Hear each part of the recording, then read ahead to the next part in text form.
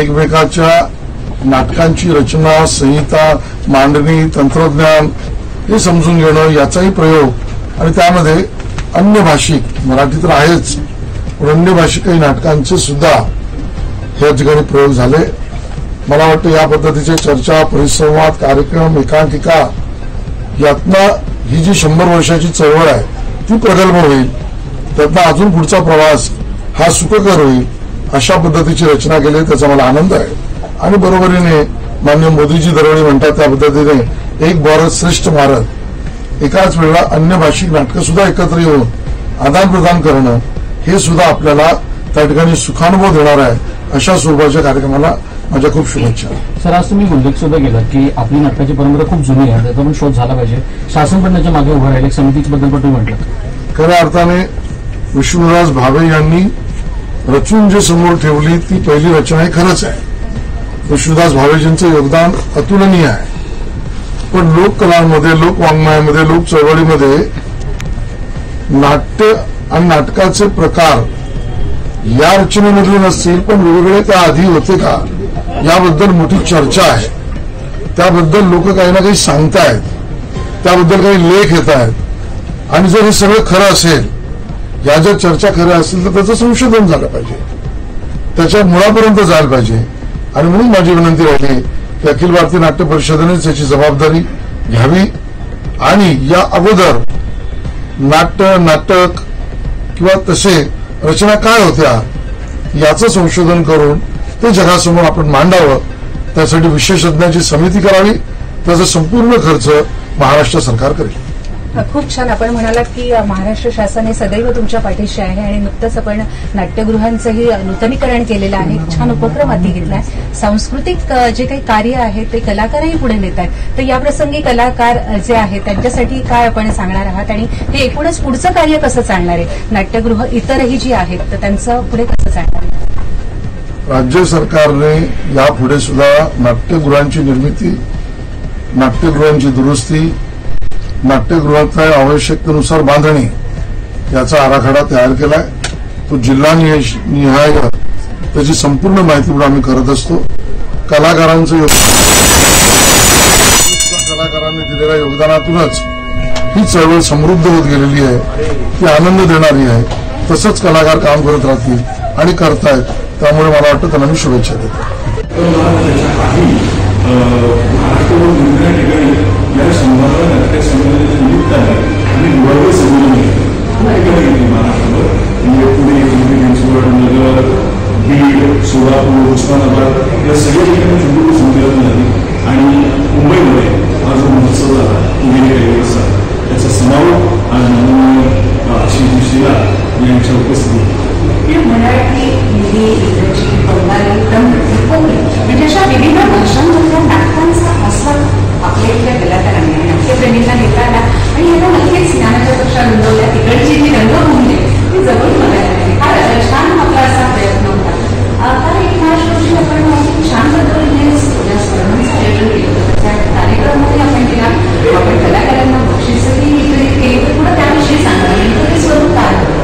100व्या नाट्य संमेलनाच्या निमित्ताने नाट्य जागर नावाचा एक उपक्रम राबवला आणि त्या जागेमध्ये ज्या एकांकिका, नाट्यकथा, बालरंगभूमी काम करणारे कलावंत यांनी जे नाट्यप्रयोग सादर केले त्यांना आम्ही मुंबईमध्ये आमंत्रित केलं होतं आणि त्यांनी मुंबईतल्या रसिकांसमोर त्यांची कला सादर केली. आणि आज 3 एकांकिका ज्या सवाईमध्ये आलेल्या पहिल्या 3 एकांकिका आहेत सादर करत आहोत. ज्यावेळी एक विस्तृत आढावा नाट्य कलावंतांना गेल्या काही वर्षात जे काही चाललं आहे त्याचा एक ह्या निमित्ताने मिळेल अशी त्या मोर्चांची फारच छान आपली भूमिका आहे. आणि या निमित्तानं नाट्यप्रेमींना त्याला काय सांगावंसं वाटतं आणि येणाऱ्या काळामध्ये मराठी नाटक ही कशा पद्धतीने नाट्य रसिक आम्हाला नेहमीच चांगला प्रतिसाद दिलेले आहे. आणि नाट्य परिषदेचा हा जो 100व्या नाट्य संमेलनाच्या निमित्ताने हा उपक्रम दाखवला त्याला खरोखर अत्यंत उत्स्फूर्त प्रतिसाद रसिकांनी दिला. त्याबद्दल मी पहिलं म्हणजे त्यांचं मनापासून आभार मानतो त्यांचे. आणि अशा प्रकारच्या निराश ऍक्टिव्हिटीला नाट्य परिषदेला नेहमीच त्यांनी प्रोत्साहन द्यावं अशी विनंती करतो. आणि तुला आता मला त्यामुळे मराठी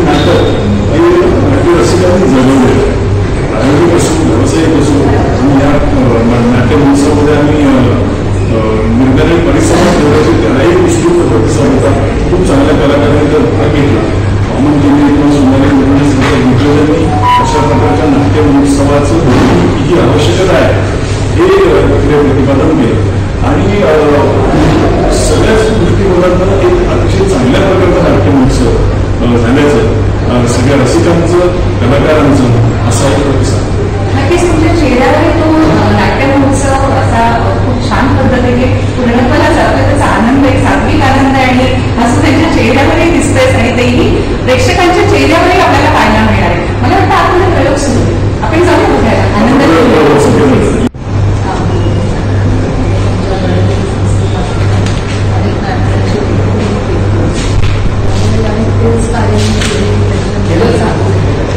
फार छान आणि आनंद आहे. रसिकांना देत राहण्याचा त्यांचा स्वभाव होता आणि त्यांचा रसा हा पुढे विषय आहे. ही खूप आनंदाची गोष्ट आहे.